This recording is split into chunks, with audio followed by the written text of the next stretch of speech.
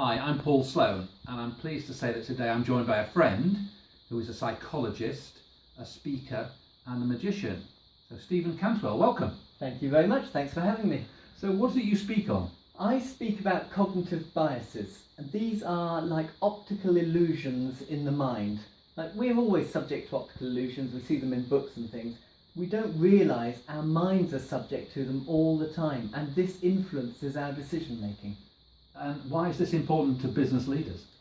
Business leaders are making decisions all the time about money, about personnel, about the direction the business is going.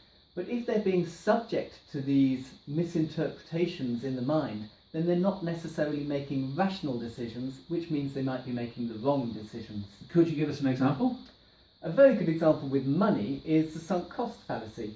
If you've got Project A on the go and you've spent 5 million on it so far and you've got 5 million left to spend, and then you realise actually Project B is better, the tendency, because you worry about losing that 5 million you've already spent on Project A, the tendency is to stick with Project A, even though the better rational decision would be to switch to Project B. So you believe that cognitive biases are leading to bad decision making, which is costing businesses money? All the time, and I teach people when to be aware when that might be happening to them.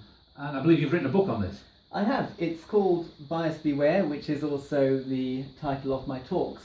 And it's all about these cognitive biases, all about the ways we're influenced, when we're influenced, and how to be aware of when it's happening. And how does your magic play into this?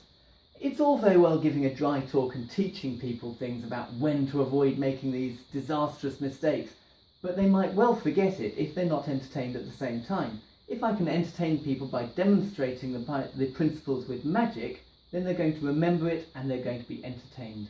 Sounds great. Stephen, thank you. Thank you very much for having me.